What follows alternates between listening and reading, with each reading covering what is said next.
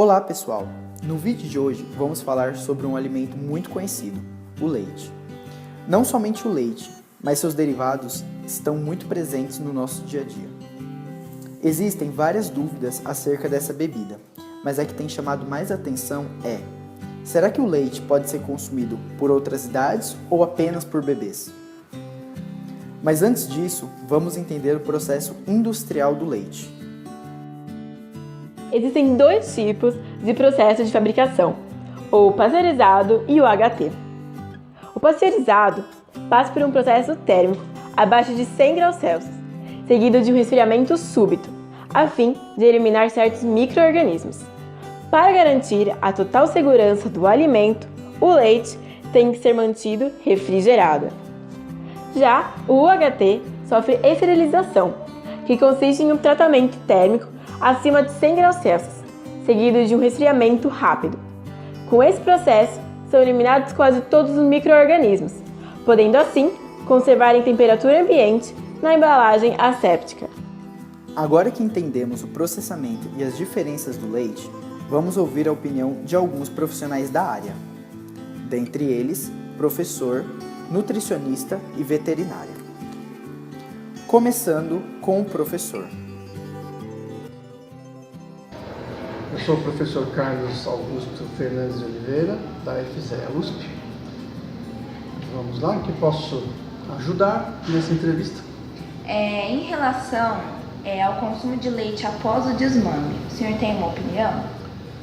Sim, a minha opinião é muito clara, né? Eu acho que o leite como fonte nutricional é importante, então é um alimento importante para ser consumido mesmo após o desmame. Né? Enfim, não é um alimento que nós podemos desprezar em termos de riqueza nutricional, então a minha opinião é clara. Se a pessoa não tem nenhum tipo de inconveniente, nenhum tipo de problema decorrente da ingestão de leite, a sua ingestão é recomendada. E essa opinião não é só compartilhada por mim, mas também por organismos de atenção à saúde, né? Enfim, que tem esse pensamento. E o senhor saberia dizer os benefícios comprovados que o consumo de leite traz? Sim, os benefícios são, obviamente, da ordem nutricional, né? Nós temos uma série de nutrientes que são importantes no leite. Por exemplo, a proteína do leite é uma das proteínas com mais alto valor biológico que se conhece. Então, prover as necessidades, né, proteicas mesmo de um organismo adulto, uma boa porcentagem das necessidades. As gorduras do leite, a lactose, são componentes nutricionais que também são importantes, né, na dieta, são utilizáveis de modo geral, né, com exceção daquelas pessoas que podem ter alguma deficiência na utilização de lactose ou algum problema com a proteína do leite. E, obviamente, também o aporte de cálcio. O cálcio talvez seja o nutriente de maior importância no leite, principalmente, né, por causa disso, porque ele é o veículo de cálcio para o recém-nascido crescer, se desenvolver. Então, esse princípio nós podemos aproveitar também na nossa dieta normal. Então, esses são benefícios comprovados. Outros são mais, estão no terreno das coisas que não são ainda completamente comprovadas, né? Então, o consumo de leite tem benefícios também com relação à flora microbiana, flora intestinal, com relação à prevenção de certas doenças, enfim, tem uma série de coisas que são atribuídas, mas que, obviamente, não tem uma comprovação científica ainda. E é possível ter esses mesmos benefícios consumindo apenas os derivados do leite e não somente a bebida isolada? Sim, na verdade, principalmente os derivados é quem tem uma maior riqueza nutricional. Mas se a gente lembrar que o leite é constituído por 88% quase de água, obviamente, então, o leite não é um alimento dos mais ricos nutricionalmente, obviamente, em termos percentuais. Quando nós produzimos os derivados, isso muda de figura um pouco, porque nós concentramos a matéria nutritiva do leite. Por exemplo, para fabricar um queijo, nós gastamos cerca de 10 litros em média para cada quilograma de queijo. Então é como se nós estivéssemos concentrando o material nutritivo que está presente no leite para obter o derivado. Outros derivados que também representam concentrados incluem o creme de leite, a manteiga, são concentrados de nutrientes importantes do leite. Mesmo o iogurte ou os leites fermentados, que não sofrem um processo de separação, de concentração do leite, tem também, né, uma riqueza nutricional ainda maior, se nós pensarmos, por exemplo, que a lactose já está parcialmente digerida num leite fermentado, então nós não precisamos nos preocupar com isso. E qual seria a diferença entre a alergia à proteína do leite e a intolerância à lactose? Ah, sim, isso é um negócio bem interessante, inclusive, né? A alergia à proteína do leite, ela acontece numa pequena parcela da população normalmente. Existe uma prevalência que varia, né, entre os países, mas no Brasil está em torno de 2 a 5%, a incidência e a prevalência desse problema. Significa que o indivíduo, ele, quando ingere o leite na sua forma líquida, né, ou ingere a caseína, que é a principal proteína do leite, ou outras proteínas também, ele desenvolve uma alergia, ou seja, um processo imunomediado. Inclusive esse processo de mediação imunológica pode ser por uma imunoglobulina específica, a IgE, ou não mediada por IgE. Tem algumas categorias, né, algumas classificações com base nisso. De qualquer maneira, o indivíduo tem reações generalizadas pelo corpo por causa dessa alergia. É como uma alergia, por exemplo, ao amendoim, que pessoas têm, ou alergia a camarão, funciona da mesma maneira. Ou seja, o indivíduo não reconhece a proteína, que normalmente é a do leite de vaca, leite bovino, né, como um componente nutricional, assim como um corpo estranho. Sendo um corpo estranho, ele mobiliza anticorpos, no caso a IgE ou outros tipos de mediação, contra aquele agente, digamos assim, né? Então o agente, a caseína, ou outras proteínas do leite podem desencadear isso. E é um desconforto muito grande, porque são reações de hipersensibilidade, né, que são geralmente generalizadas. Então, coceiras, eczemas, rubor, que são espalhados pelo corpo, né. Com relação à intolerância à lactose, nós temos um quadro diferente, que não é alérgico, mas sim uma deficiência na produção de uma enzima que nós fabricamos no nosso organismo capaz de digerir a lactose. Quando nós nascemos com a capacidade de expressá-la e, portanto, produzimos, lançamos no nosso trato intestinal, mais especificamente no duodeno, e fazemos a quebra da lactose em glicose e galactose, assim podemos assimilar e digerir a lactose. Pois bem, à medida que nós nos tornamos adultos, nós temos uma certa perda, né, dessa capacidade de produção de lactase. Alguns indivíduos têm. Isso não é uma coisa assim universal. A prevalência de intolerância varia bastante. Varia inclusive conforme fatores genéticos, né? Então existem linhagens de seres humanos que têm uma maior predisposição a perder essa capacidade de produzir lactase ou beta-galactosidase.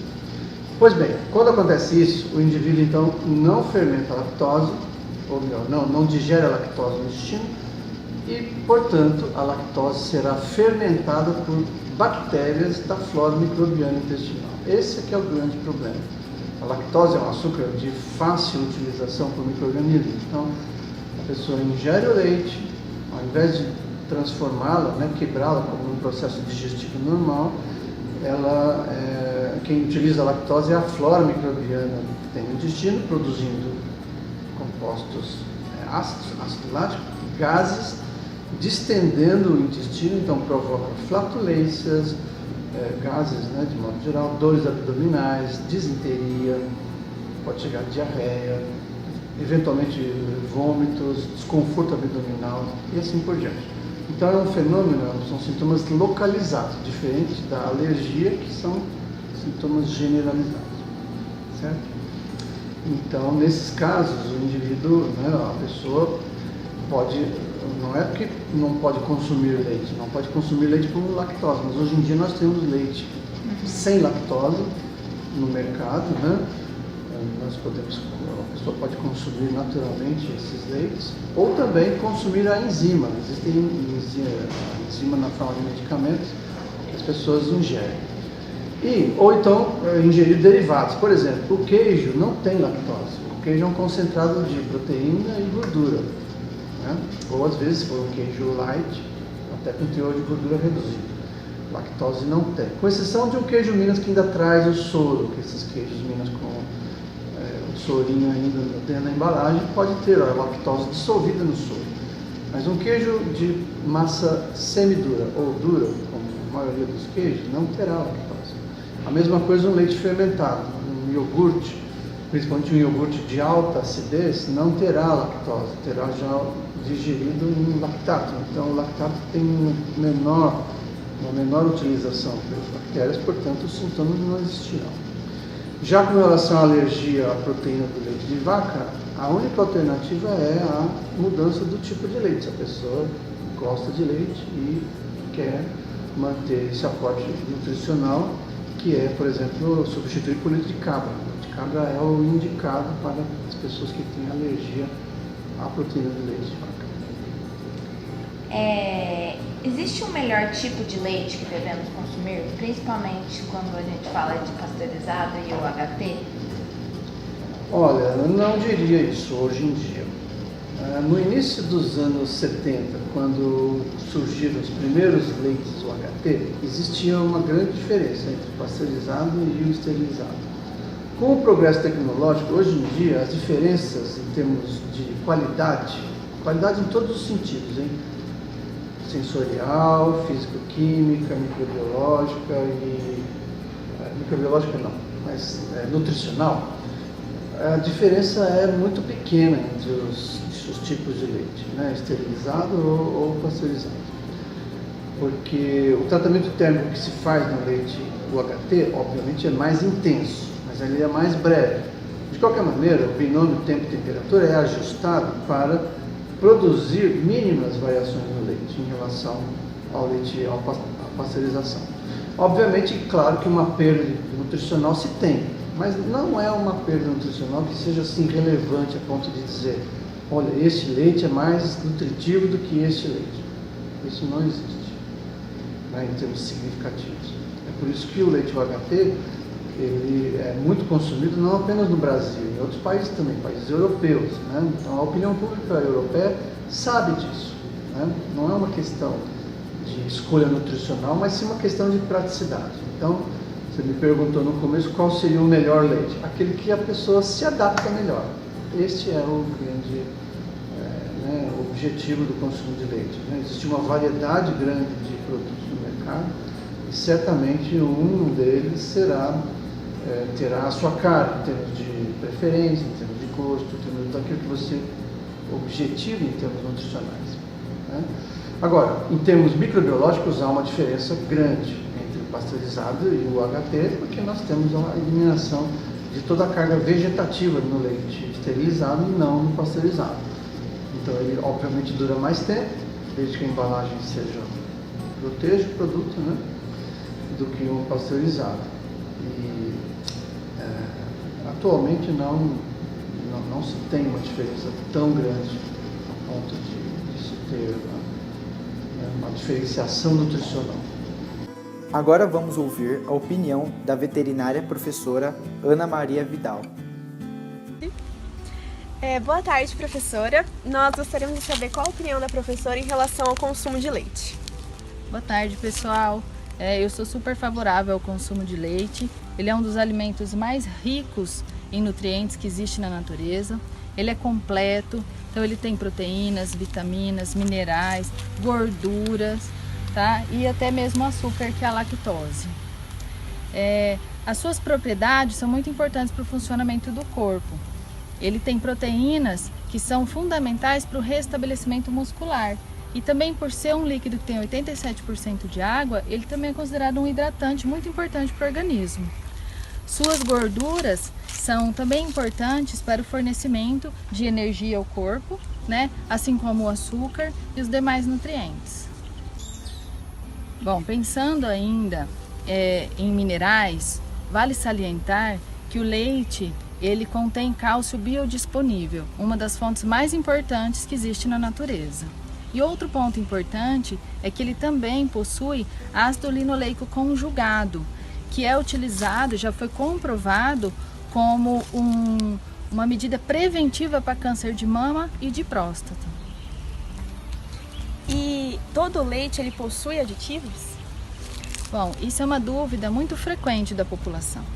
É extremamente importante deixar o recado que a população não deve consumir leite cru, porque ele pode conter alguns micro-organismos que podem ser causadores de intoxicação alimentar, que dá o vômito, a diarreia. Então isso não é importante nem interessante para a saúde humana.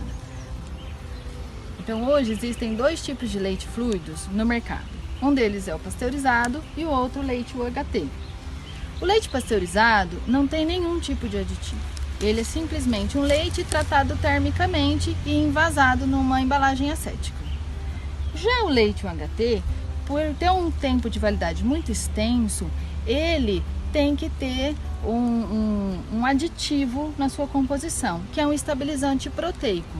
Lembrando, pessoal, que ele não faz mal à saúde, ok?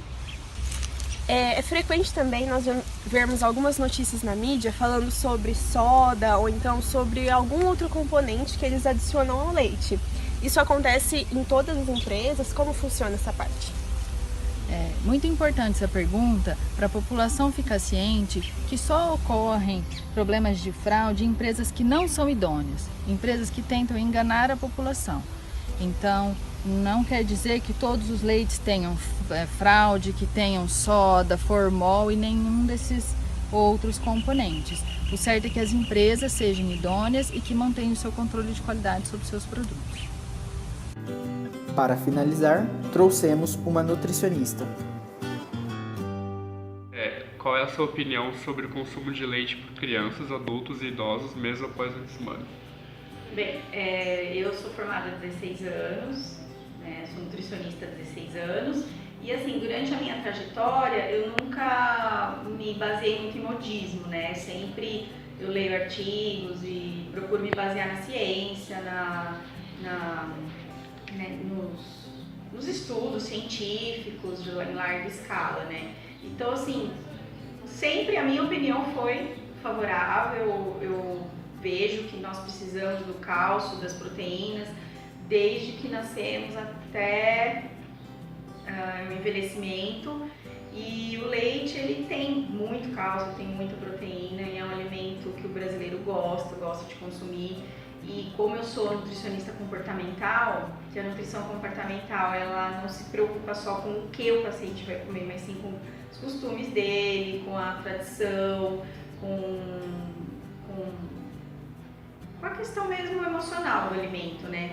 Então, tem muitas pessoas mesmo que gostam, que o alimento é um conforto. Então, eu procuro sempre deixar o que o paciente gosta. Então, eu sempre prescrevi leite, a não ser que o paciente tenha algum problema, daí eu acabo não prescrevendo. Mas a minha visão é essa, é uma visão comportamental que eu sempre vou me basear no que o paciente relata. Se alguém chega para mim e não consome, eu não vou colocar dentro do plano alimentar dele. Mas se o paciente consome, gosta, eu coloco. Então, a minha visão é essa, né? Vejo que é muito importante em todas as faixas etárias. Quais mitos criados em cima do consumo de leite? Bom, tem bastante, mas os principais, tá? E assim, o que eu vejo desde a minha jornada toda dentro da nutrição, que são 20 anos, o primeiro que tem uma corrente de profissionais, médicos, nutricionistas, que falam que o leite o ser humano não precisa, né? Que nós somos os únicos mamíferos que consumimos o leite. Mas a minha indagação sempre foi, né, por que o ser humano consome leite? Porque é o único mamífero, o ser humano, que conseguiu domesticar um animal, que tem industrialização, então por isso que nós consumimos leite, né? Então, como eu disse anteriormente, se o meu paciente consome, gosta, não vejo por que tirar. tá? Claro, existem muitas intolerâncias, né? Que daí é o segundo mito, né? Que eles dizem que a gente não tem a enzima, que a enzima não está ativa, enfim. Mas isso não é verdade, não são em todas as pessoas que é assim.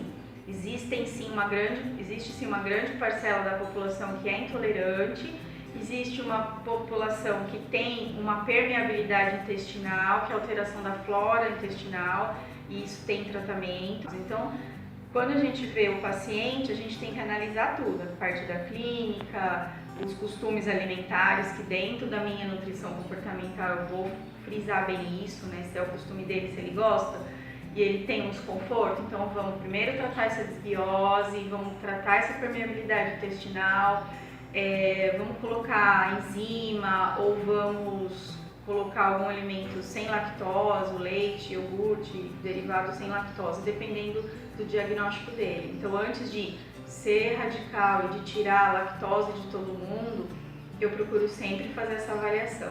Quais são os benefícios comprovados que o leite e seus derivados nos trazem? Com relação ao leite, principalmente, é o cálcio, né? A quantidade de cálcio é bem grande dele, a biodisponibilidade também é boa. Proteínas, né? Também tem bastante proteína, mas ainda com relação ao cálcio, a gente tem uma melhora da formação dos ossos, dos dentes, né? E, então, prevenção de doenças, diabetes, também eu já vi vários estudos relacionando isso, né, ao consumo da proteína do leite, do próprio leite, dessa proteína, reduzindo diabetes. Temos também estudos na parte da prevenção da osteoporose, isso aí é o principal, né, e tem bastante proteína. E o iogurte, por exemplo, o iogurte é um alimento com bastante cálcio também, bastante proteína e ainda contém probióticos, então é um alimento que eu gosto bastante de introduzir na alimentação das pessoas. E você, o que pôde concluir disso tudo? Deixe seu comentário, curta o vídeo e se inscreva no canal Pet na Net.